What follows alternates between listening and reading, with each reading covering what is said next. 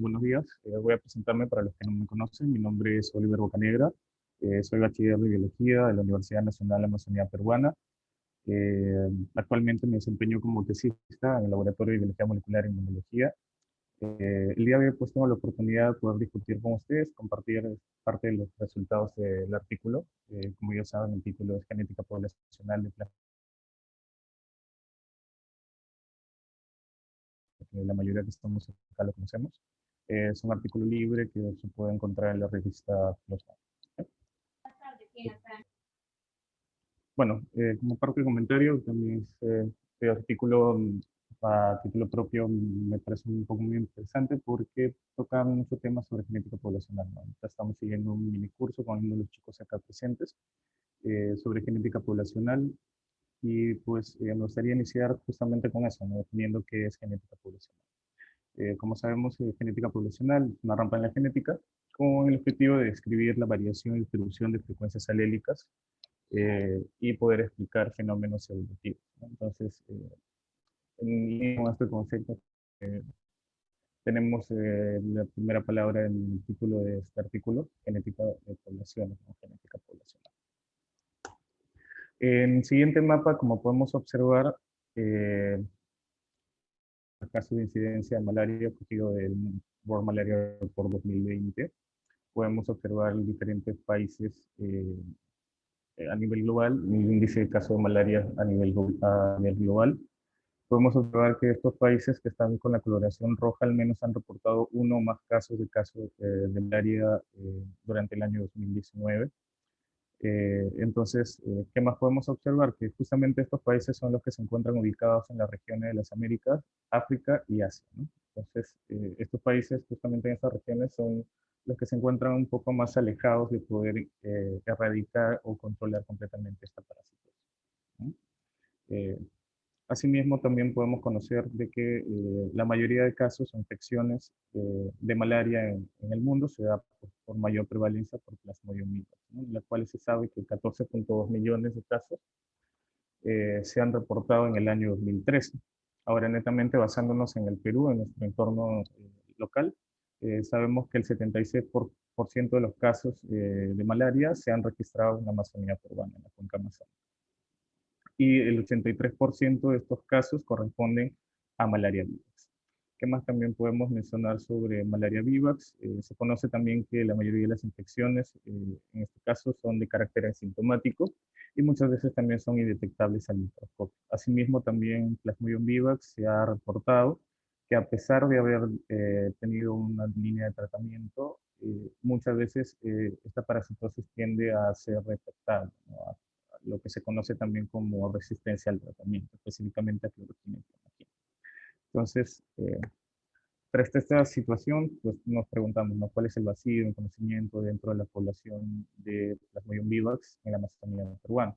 Y es justamente determinar cuál es la dinámica en la genética poblacional de Plasmodium vivax en la Amazonía peruana. Entonces, con genética poblacional, ¿qué cosas vamos a conocer o descubrir? La diversidad genética, la puntiplicidad de infección, estructura poblacional y patrones de migración, etcétera, etcétera. Todo esto es un objetivo que nos va a permitir entender y desentrañar lo que es la epidemiología, distribución y transmisión de este parásito, Plasmodium vivax, dentro de nuestra área geográfica de Silvia Amazonía peruana. Eh, bueno, este estudio ha sido realizado considerando 5 áreas de estudios, como podemos observar acá en este pequeño mapita. Entonces, son diferenciados las áreas de estudio por comunidades. Dentro de cada comunidad también están diferenciadas por una coloración específica, ¿no? El área de estudio número 2 corresponde a la ciudad de Iquitos. El área de estudio 3, 4 y 5 corresponden a comunidades que se conectan a la ciudad de Iquitos a través de la carretera Iquitos-Nauta. Y el área de estudio 1 son comunidades que se conectan a la ciudad de Iquitos por conexión con el río Muna. Entonces, este estudio que ha sido de tipo transversal, eh, la metodología que ha sido es una metodología muy sencilla, ¿no? Entonces, inicia con la cuestión de las muestras, han recolectado muestras de pacientes tanto febriles y día 1 después del tratamiento, ¿no? Posteriormente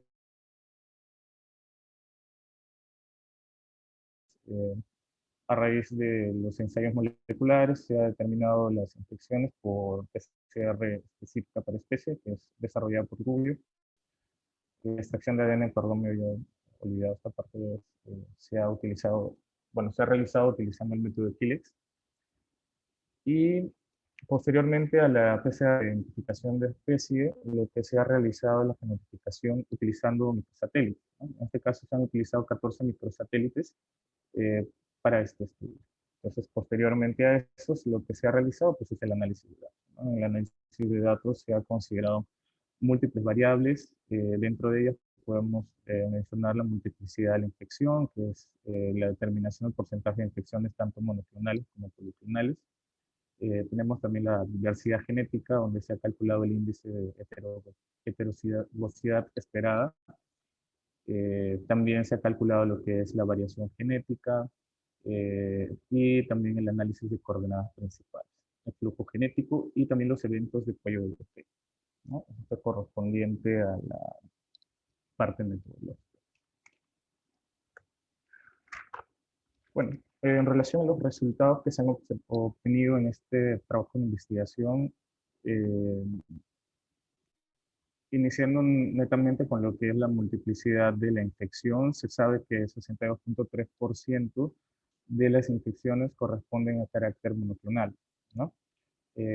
Entonces esto lo podemos nosotros observar más detenido en este gráfico. En el gráfico A podemos observar tanto la diferenciación por área de estudio y la frecuencia tanto de las infecciones monoclonales como las infecciones policlonales. Entonces podemos observar que la región de estudio, el área de estudio número 1 y el área de estudio número 4 han sido mayormente la predominancia de las infecciones monoclonales, ¿no? El color verde representa las infecciones monoclonales y el color azul a las infecciones policlonales. Entonces, en área de estudio 1, mayormente monoclonales, área de estudio 4, monoclonales, y el área de estudio para el tipo 2 y el tipo, perdón, el área de estudio 2 y el área de estudio 3, podemos observar infecciones policlonales. Ahora pasando con otra de las variables que también se han estudiado dentro de este trabajo de investigación, es el índice de heterosexualidad, ¿no? Entonces, en este gráfico nosotros podemos observar varios datos. Dentro de ellos está la línea rosada que representa el índice de heterozeicidad.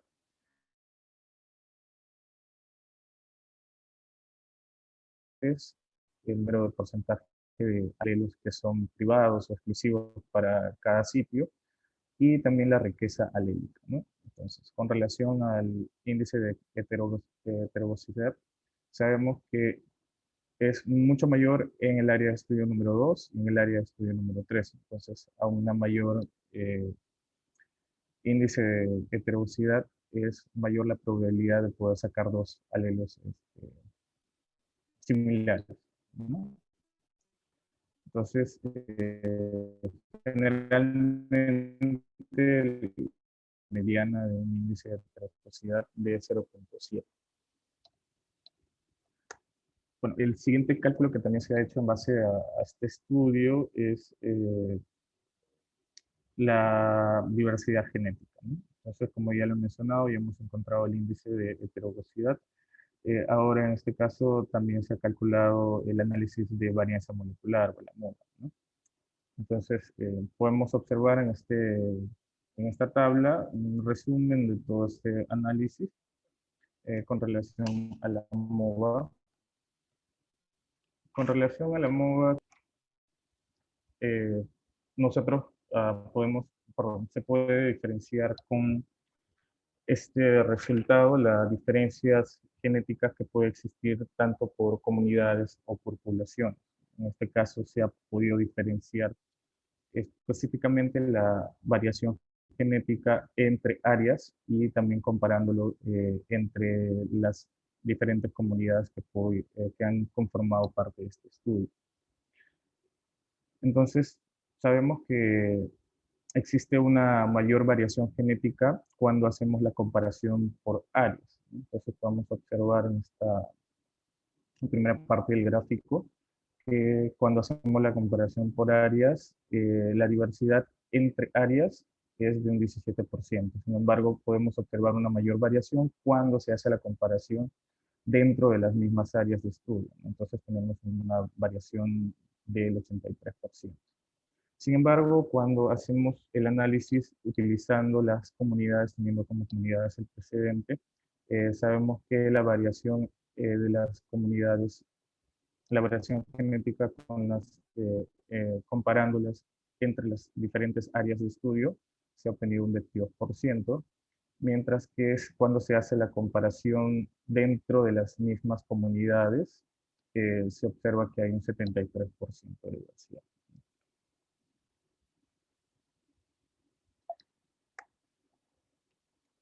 Ahora, otro de los resultados que se ha obtenido dentro de este estudio es el análisis de coordenadas principales, ¿no?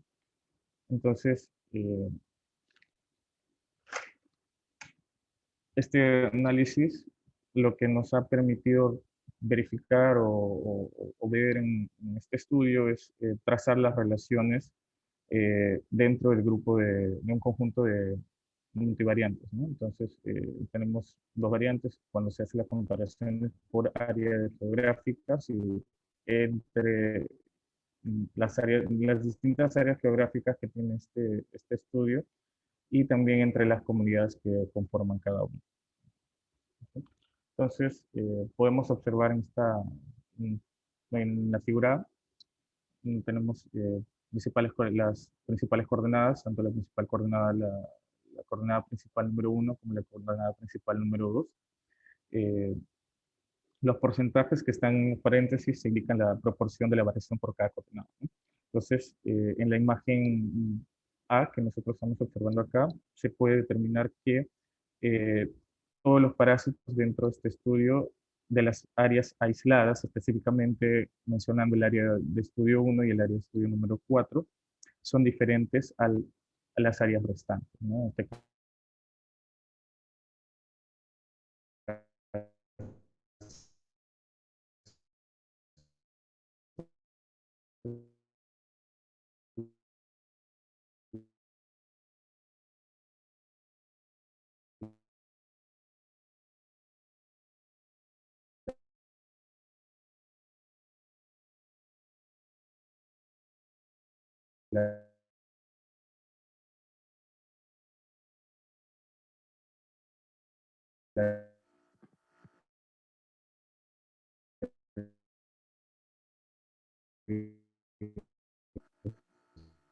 Sí, creo que está teniendo problemas con su conexión.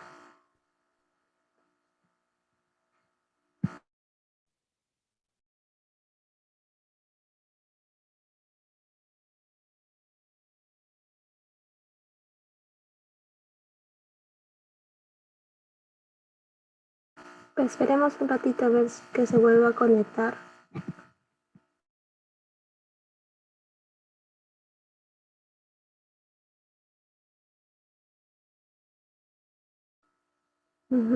Sí.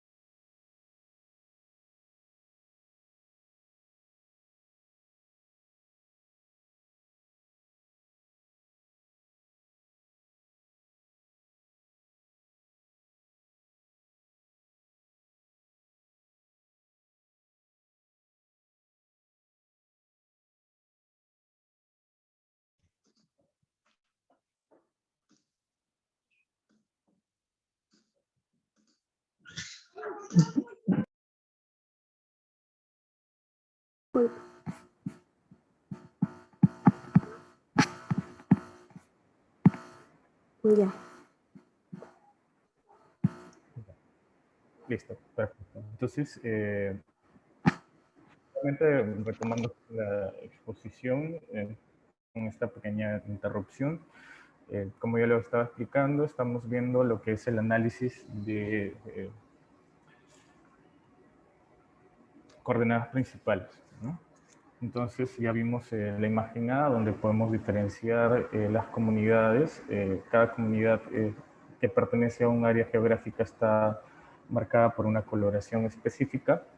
En este caso, el área 1, tenemos las comunidades marcadas con una coloración azul, ¿no? Entonces podemos ver que están completamente separadas a las comunidades del área de estudio 4. Entonces podemos observar de que hay la población de parásitos que tenemos ahí presentes están completamente diferentes, ¿no? O sea, son completamente aisladas a una de las otras.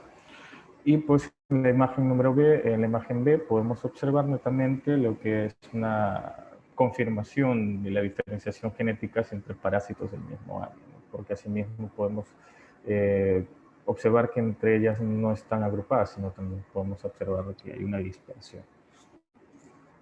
En el siguiente, por favor.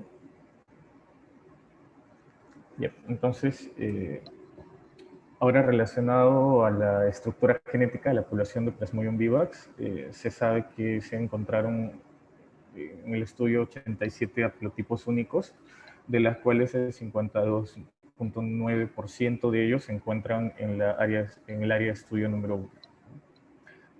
Como podemos observar en esta imagen, la figura A muestra específicamente la relación filogenética de los haplotipos de Plasmodium vivax, las cuales van a ser coloreadas siguiendo un color específico del área en la leyenda, ¿no? Entonces podemos observar 5 coloraciones, cada uno corresponde a un área de estudio específica, ¿no? ¿Qué podemos concluir de esta imagen?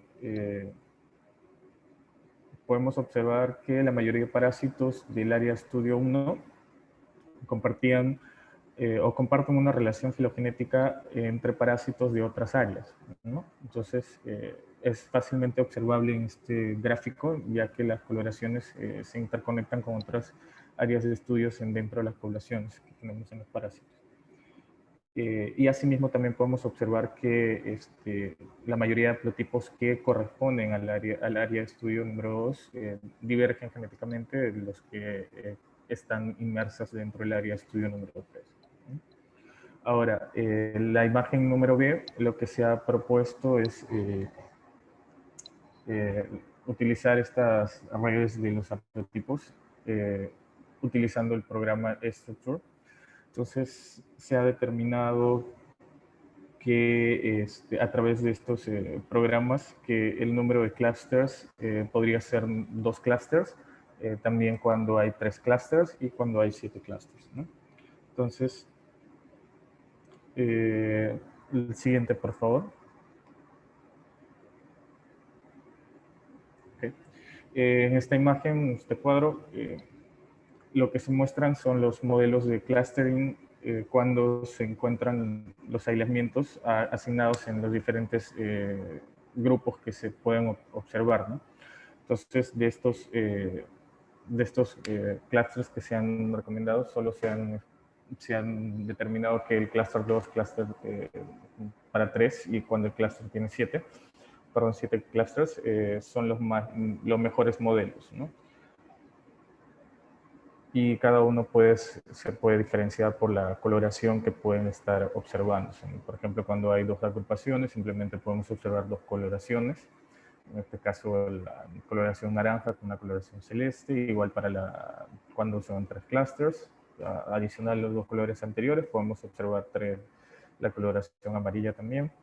Y pues cuando se obtienen 7 clusters, podemos observar por la variabilidad, ¿no? En el último recuadro podemos observar la gran variabilidad de los clusters. Siguiente, por favor.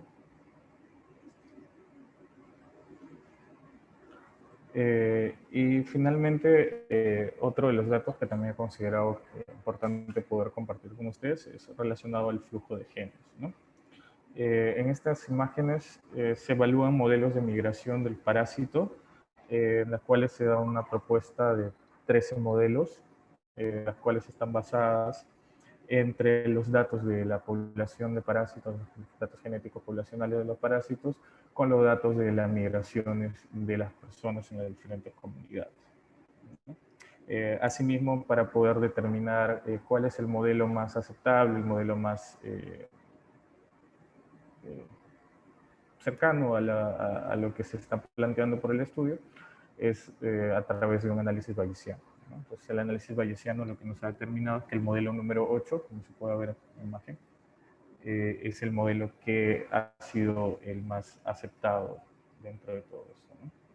Asimismo, esta migración de estos modelos de migración, lo que nos ha descrito es de que la población de parásitos es una población paramítica, es decir, que está ocurriendo un apareamiento aleatorio entre los parásitos de las 5 áreas, ¿no? Esto también puede ser mucho más evidenciado, visible cuando mencionamos al flujo genético que podemos ver en el área de estudio número 2, que abarca netamente a las comunidades periurbanas en Iquitos, y se puede observar netamente cómo existen patrones de migraciones del área de estudio 2 con el resto de las áreas.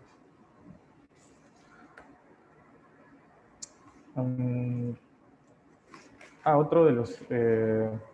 siguiente, por favor. Creo que ahí termina. Sí.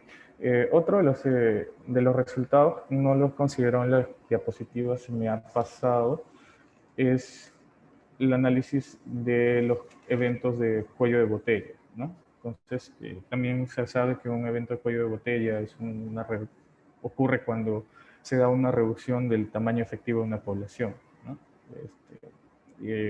Puede ser debido a un evento, una causa, una intervención. En este caso también se ha determinado cuáles son los eventos cuello de botella. Se ha podido observar que para este presente estudio, en las áreas donde se han trabajado, ha ocurrido también un evento de cuello de botella, ¿no? Entonces, dentro de las conclusiones que se resalta en este estudio, es que se ha podido dilucidar la genética poblacional de Plasmodium vivax dentro del área geográfica de la ciudad de Iquitos, una de las ciudades más grandes de la Amazonía peruana, y también las comunidades que están aledañas a esta ciudad, ¿no? La ciudad de Iquitos. También se sabe que la población de parásitos de Plasmodium vivax se encuentra subestructurada y presenta una propagación clonal, ¿no? Ahora, esta subestructuración de la población puede también darse o está relacionada a eventos de cuello de botella por los cuales estas poblaciones han sido afectadas recientemente.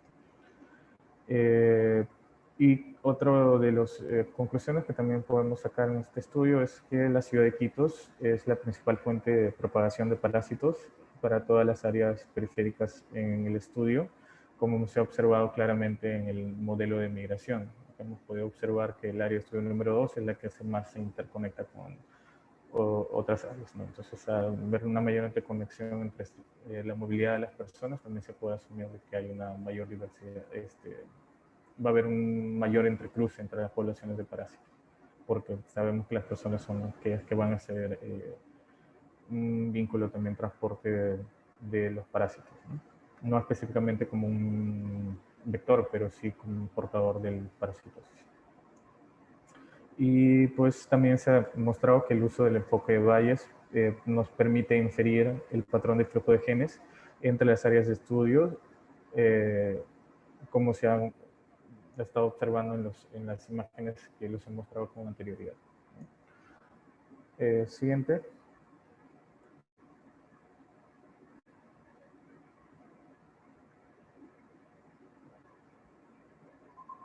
Sí. Bueno, y pues eso es los alcances que yo he podido sacar de este artículo. Si hay preguntas, comentarios, estamos para discutir.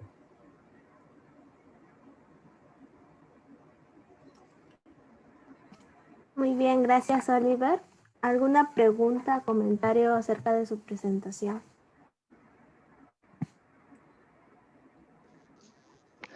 Tal vez de los que están llevando el curso, algo que Oliver no haya mencionado, es importante mencionar.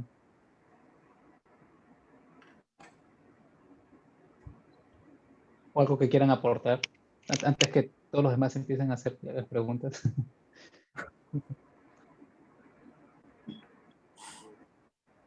A ver, voy a ver quién está conectado. Bueno, está Caroline, Eric, Joaquín. Robertson levanta la mano. Robertson. Sí, dos preguntas. Buenos días con todos. ¿Cuál fue la hipótesis que manejó el autor para hacer este trabajo? Y lo otro, ¿puedes mostrar la parte donde vio los modelos de conexión de flujo genético? ¿Puedes regresar esa diapositiva? Sí, Caroline, no sé si me puedes ayudar con... ¿Está? Aquí está bien. ¿Dónde están los modelos del programa que ha utilizado el autor? Ya, en la Sí, imagen... ahí está. Ajá, En la B, ¿sí? ya, sí, ¿Qué ajá. significan esos números? 4.9, 1.7, ¿qué es eso? Ya. ¿Tienes alguna idea de qué significa? Bueno, hasta donde tengo por entendido, son índices de flujo genético, si no me equivoco, no estoy tan seguro. Ahora, con relación a la hipótesis, bueno, la hipótesis no era no ha estado como implícita, vamos a decirlo, ¿no?, dentro del artículo, pero a lo que yo he podido sacar es que trata de relacionar cuál es, mejor bien dicho, cuál es la estructura genética de la población. Entonces, eh, no sé a ciencia cierta cuál habrá sido la hipótesis.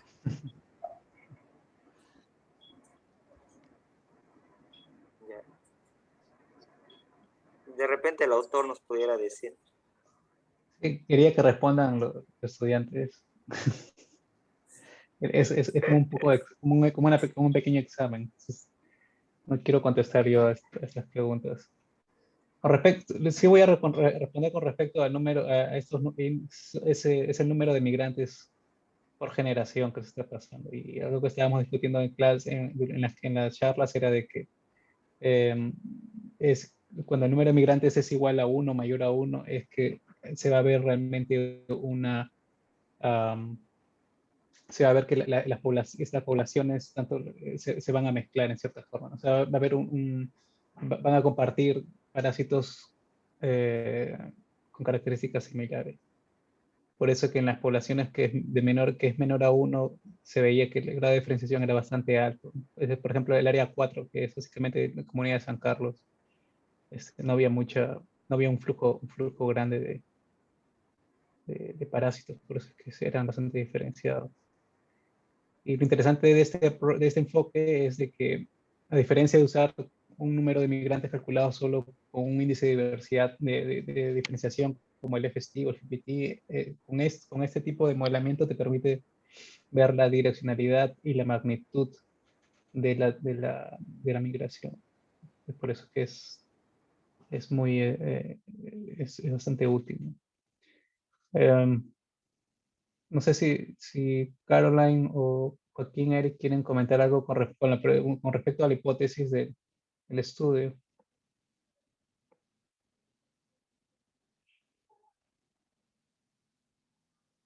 ¿No? Puntos menos, entonces.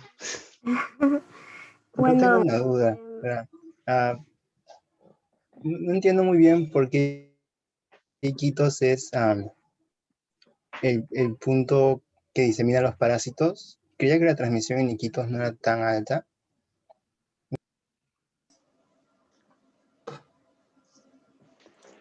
Sí, o sea, no es Iquitos ciudad, y en realidad está un poco más orientado, esta conclusión estaba orientada que había bastante movilidad, personas que se movían, por ejemplo, del área A1 o del área A3, A5, que iban a Iquitos a trabajar o a vender tal vez las cosas que traían de sus comunidades.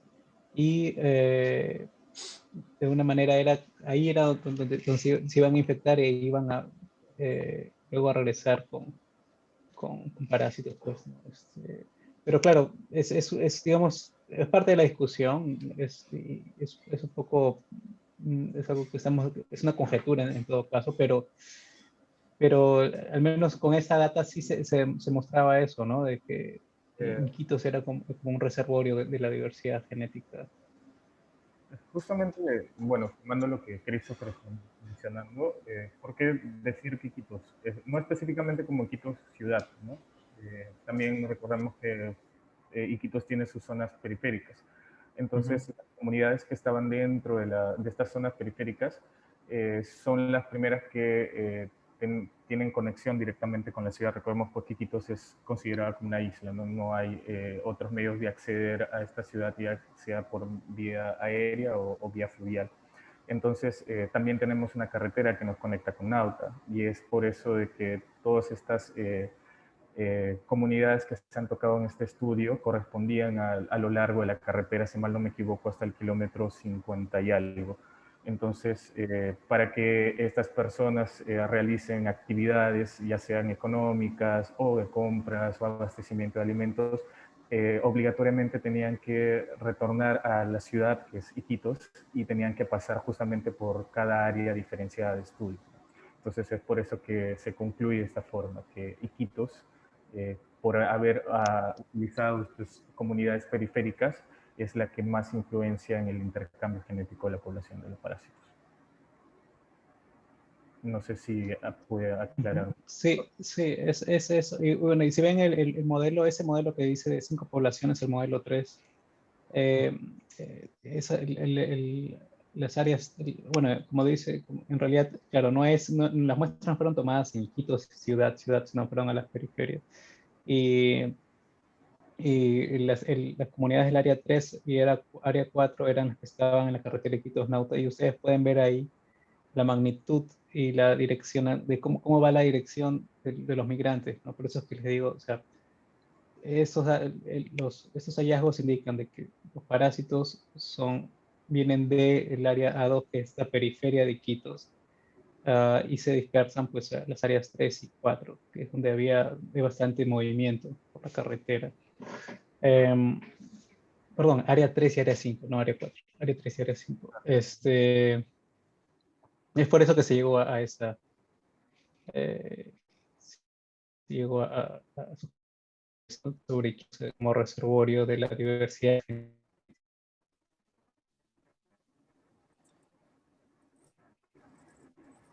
Sí, Robertson tiene la mano alzada.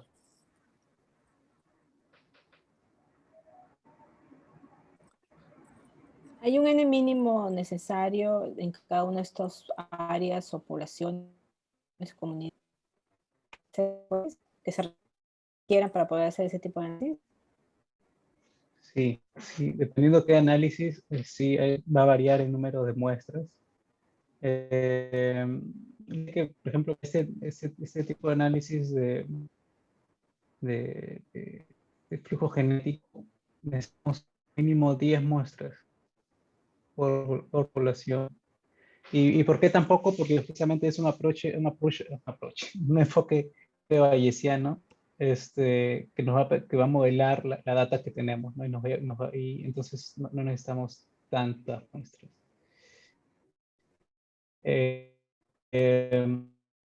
Obviamente, mientras más muestras tengamos, la resolución va a ser mejor.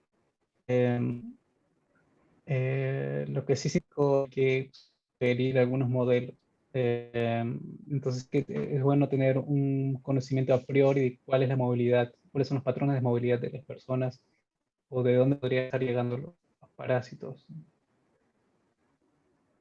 Pero para otros, como les digo, hay otros, para otros análisis que usamos aquí en genética de poblaciones, necesitamos modelos más grandes, de 25, 50 parásitos, por lo menos.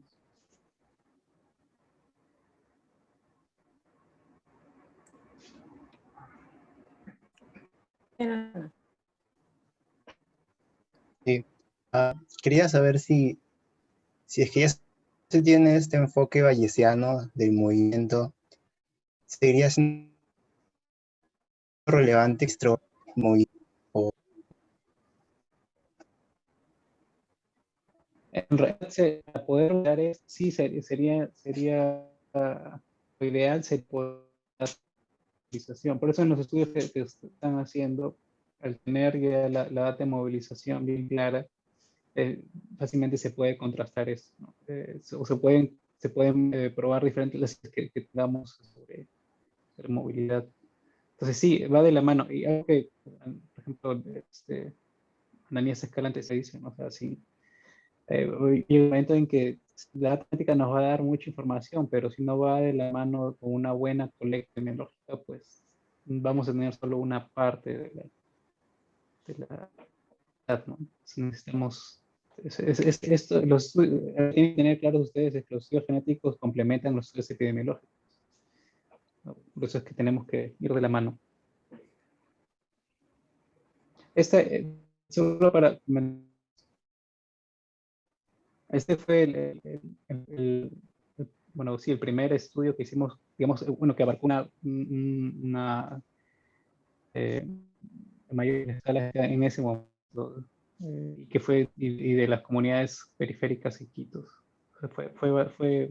Digamos que es importante ese estudio, que es uno de los primeros, y después de eso ya han venido varios estudios también de Paulo y otros investigadores.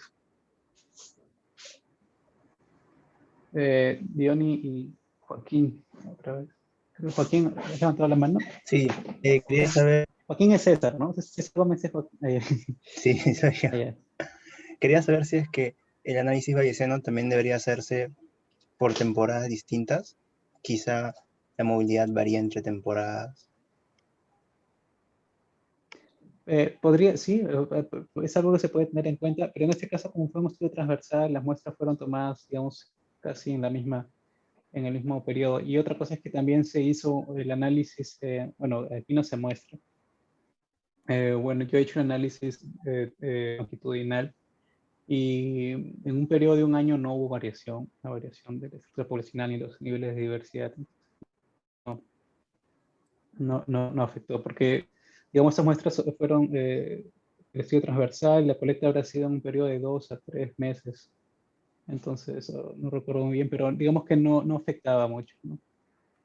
No afectaba. Pero va a variar el escenario, ¿verdad? Entonces es algo que sí, antes de estos modelos se tiene que ver si hay cambios a lo largo del tiempo.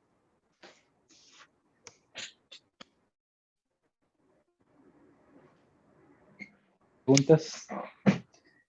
Tal vez para unas limitaciones de este estudio.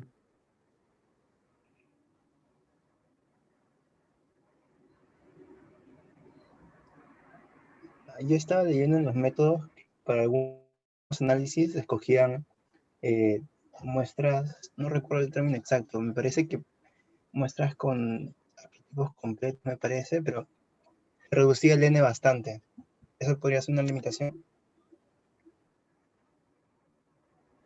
Y bueno, más para sí, se pierden datos, bueno, por varios motivos. Como les dije, aquí se usó un panel de 14 microsatélites y, como ustedes saben, Plasmodium vivax tiende a tener parastemias bastante bajas, lo cual complica la amplificación de los alelos. Bueno, Robertson también está diciendo eso. Entonces se pierden datos, ¿no? Y para algunos análisis necesitamos tener la data completa de todos los marcadores que se vayan a usar. Entonces se van dejando algunas muestras fuera.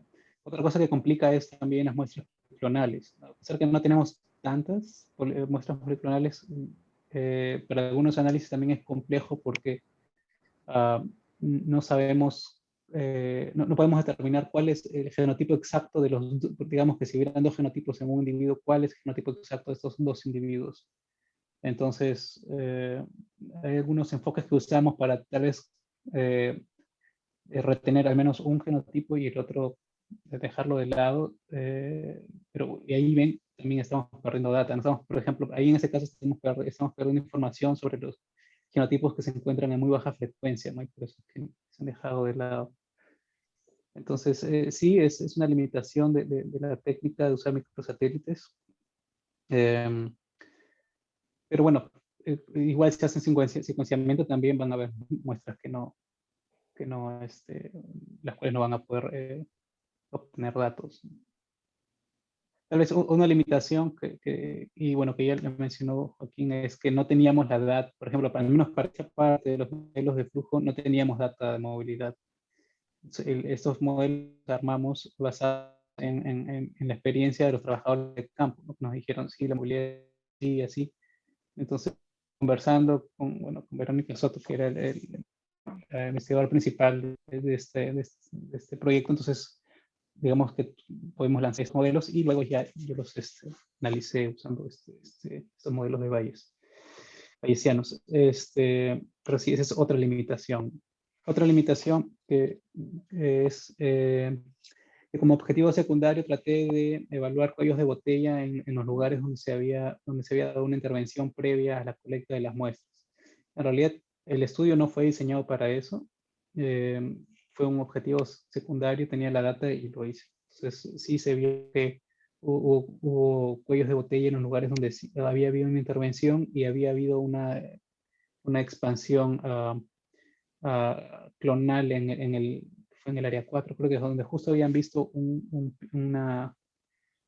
pequeño pico epidémico de casos, ¿no? Entonces, digamos que sí, digamos que hay una confirmación, pero la limitante es que ese estudio no fue diseñado para eso, ¿no? ¿Qué más? No sé si alguien más quiere mencionar alguna otra limitación del estudio. ¿U otro comentario? Yo tengo una pregunta. Uh-huh. ¿Por qué no consideraste usar SNPs en lugar de microsatélites? ¿O era porque ya tienen el panel de microsatélites? Sí, era así. Mi trabajo, digamos que se basó en el trabajo que había hecho preliminarmente Peter Van Eck, que había trabajado con microsatélites, había escogido esos 14 microsatélites de Caronagüera y él había diseñado otros dos. Entonces, en ese momento fue más que todo por practicidad y bueno, era lo que estábamos haciendo. Entonces, Sí, en ese momento hacer microsatélites. si Sí. se replicara esto de nuevo con SNPs o tal vez Uh-huh. Whole Genome Sequencing, ¿esperarías encontrar lo mismo? ¿O Hubo un estudio que hizo, bueno, está Hugo Valdivia también, en el cual compararon los resultados de Whole Genome Sequencing con microsatélites y vieron algunas diferencias, pero en ese caso, bueno, el análisis era más que todo para ver casos, digamos, para ver casos de seguimiento en lo que es noción longitudinal, ¿no? Y vieron diferencias. Ahora, en el caso digamos, de un estudio poblacional, es probable que haya algunas diferencias, pero de verdad no serían tan marcadas. Hay otros estudios que ya que se han hecho, no en Perú, pero en otros lugares, y no es tan marcada la diferencia. Al menos la esencia no va a cambiar. O sea, digamos que si vamos a algo, o diferencias un poco más específicas a nivel más de una escala menor, a nivel geográfico, tal vez ahí sí, ¿no? Pero digamos a esta escala no esperaría encontrar mayor diferencia. Algo más para añadir, es más, ahorita paneles para Vivax no hay, ¿eh? Se están desarrollando, se están probando diferentes, pero la resolución que tienen, al menos en paneles para IVAX, no es tan buena.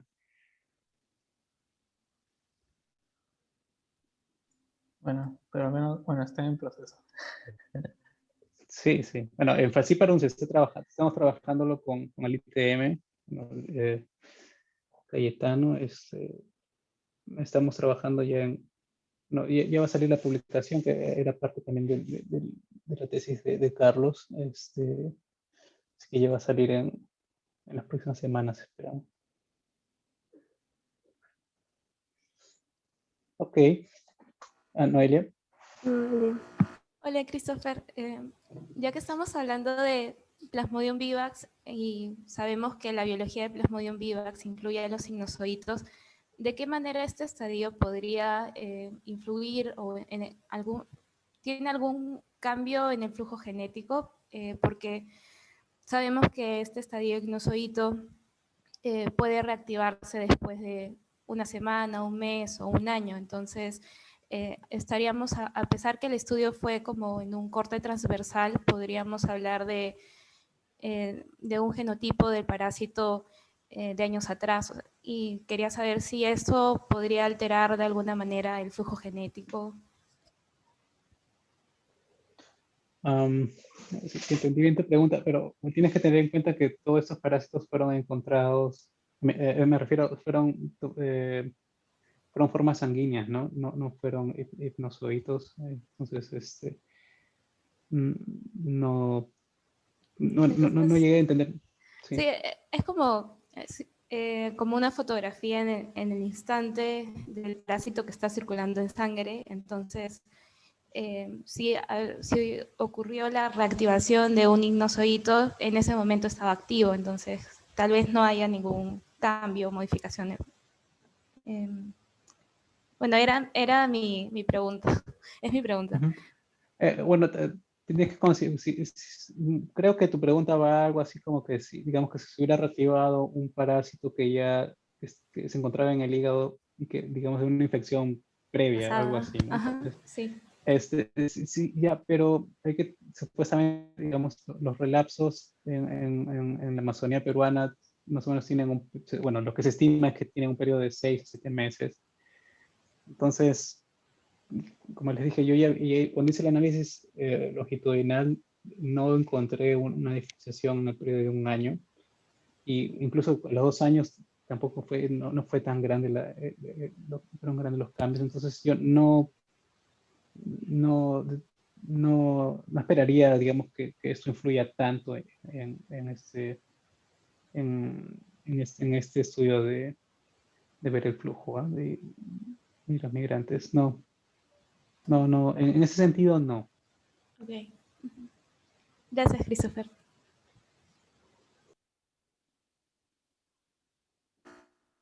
Una pregunta para Oliver. Bueno, acá estoy leyendo una que dicen decir que tales comunidades pertenecen a un misma área de estudio no genera sesgo. Bueno, Sí, ese es un buen comentario. Sí, se genera algún tipo de sesgo, pero también si bien es cierto, ahí está, lo hemos estratificado de esa manera.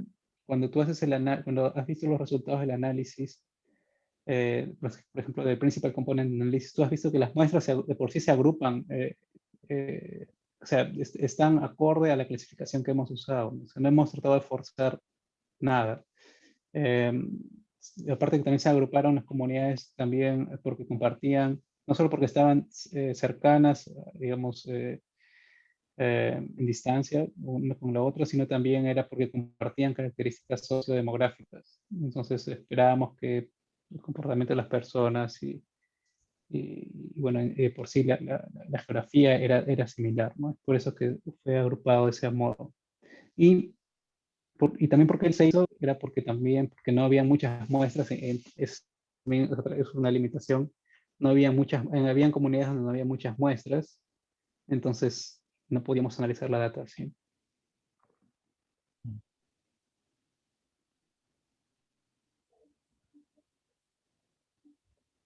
Ok.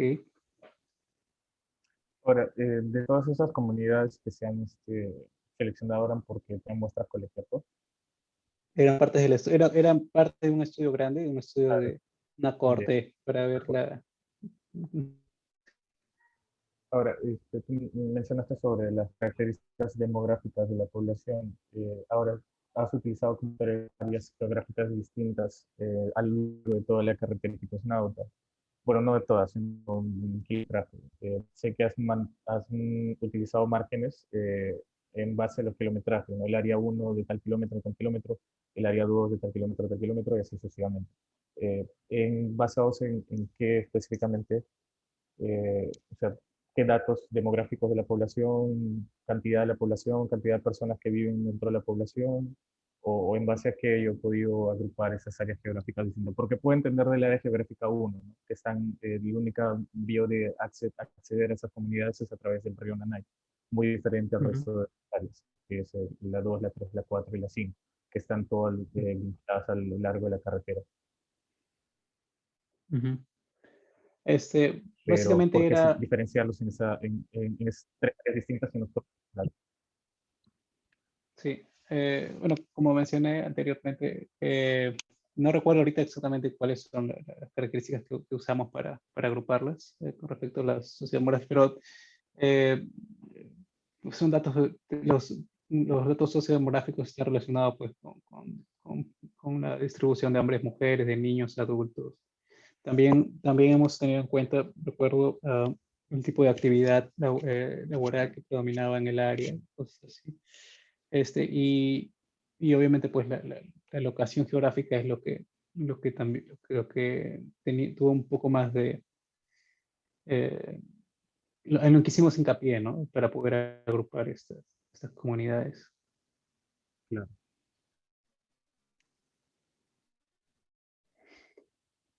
Ujú. Bien. ¿Alguna Bueno, otra pregunta? tal vez algunos comentarios rápidos para ti, Oliver, con respecto a tu presentación. Tal vez, bueno, un poco tu cuidado cuando quieres definir algo, porque si lo defines mal, puedes confundir a las personas. Luego, con respecto a la introducción, bueno, sabes que es un journal club de malaria, entonces no había necesidad de hablar sobre la malaria en el mundo.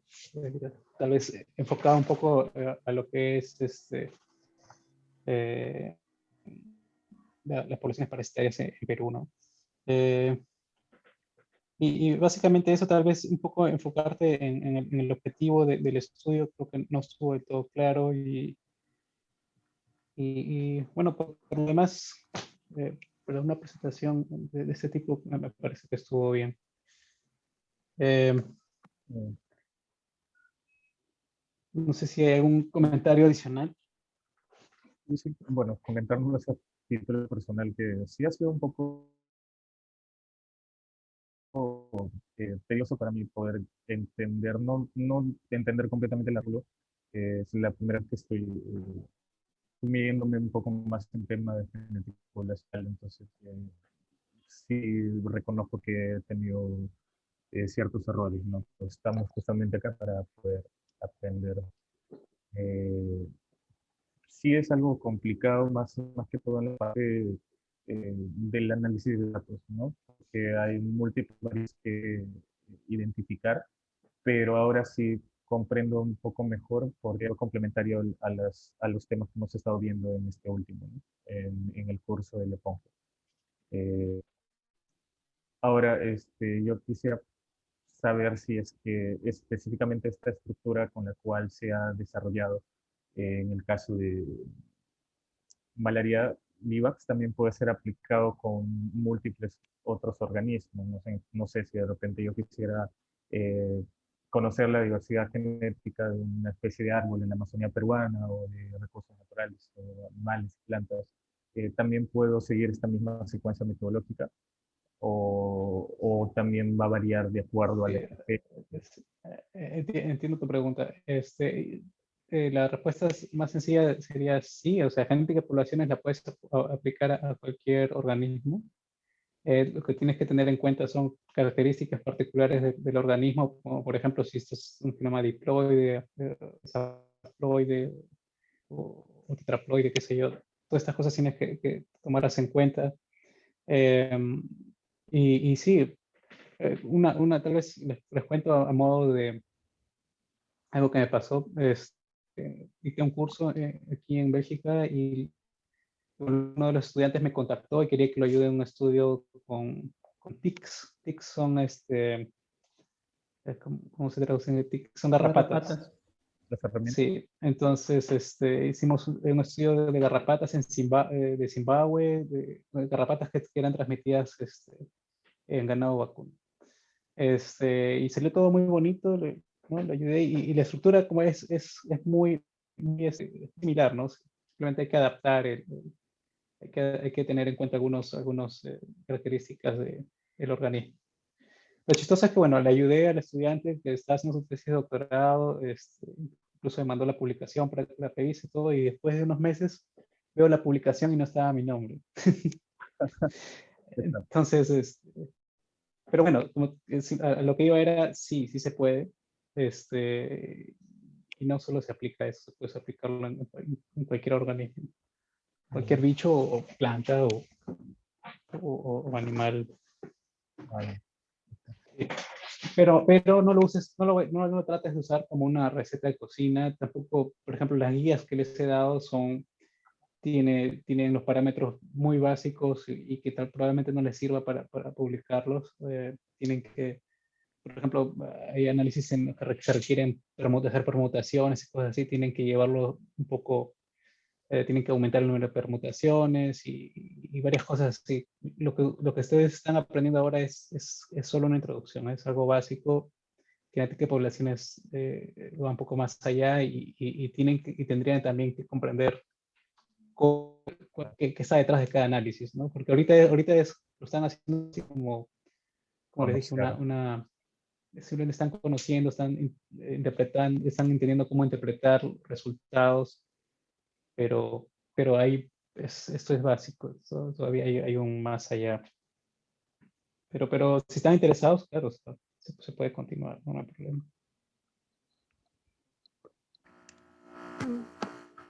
¿Me escuchan? ¿Me escuchan? Sí, Carolyn.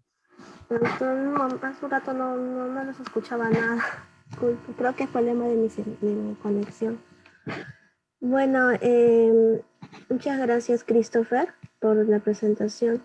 Yo tenía una consulta Oliver, respecto a los clusters, de cómo al final siempre, bueno, en varios artículos que he leído, como que quedan entre K2, K3, K7, ¿no? Entonces, es cómo tú puedes decir cuál es el indicado, ¿no?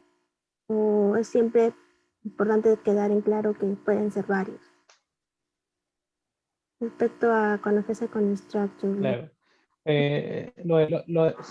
Sí, con respecto a los modelos bayesianos que les van a pedir identificar el número aproximado, porque eso no es algo no es sí o no, ¿no? O sea, es una aproximación, el número aproximado de los que tienen en la población. Si bien es cierto, ustedes lo van a modelar y van a tener la data, luego hay que procesarla y obtener en esa gráfica que no sé si ustedes la han visto, del delta del delta, que les va a decir cuál, digamos, los que tienen una mayor posibilidad de ser ciertos o de acercarse a la realidad. Entonces, lo que ustedes tienen que hacer es empezar a, digamos que si tienen dos, digamos, ¿no? En este caso era 2, 3 y 7 clusters genéticos. Entonces, ustedes usando también los análisis que han hecho previamente, como el principio de Coordinate Analysis, cuando han hecho la inspección visual de la distribución de sus alelos, ustedes ya tienen una idea de qué está pasando en esa población, ¿no? Entonces, como les digo, no pueden simplemente aceptar lo que les dice el análisis tal cual, tienen que tratar de usar el conocimiento el preliminar que ya han obtenido, ¿no? Usando la data genética, también usando resultados preliminares de otros estudios que hayan trabajado en esas poblaciones y basarse sobre eso para tomar una decisión y decir, ok, voy a trabajar, digamos, con 2 o 3 poblaciones. Algo que tal vez les sirva es de que si el software o no sé, el análisis les dice hay 14 poblaciones o no sé, 10 poblaciones y ustedes saben que la genética es bastante limitada, si saben que no hay mucha movilidad y cosas así, complicarse la vida siempre poblaciones porque no van a tener cómo explicarlo.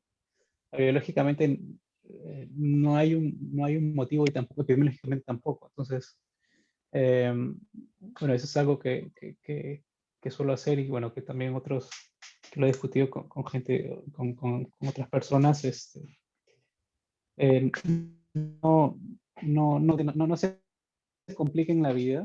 Si no lo pueden explicar, es mejor que expliquen lo que pueden explicar, ¿no? Con esto no les estoy diciendo que oculten datos o cosas así. Igual tienen que ponerlo, ¿no? O sea, lo van a poner en su artículo, pero, pero no se compliquen la vida, como les digo. O sea, expliquen lo que pueden explicar y usen toda la data previa que tienen para poder interpretar estos modelos, ¿no? Acuérdense que todos estos estudios, como les dije, tienen limitaciones y es probable que en algunos casos van a tener problemas con la colecta de muestras, entonces,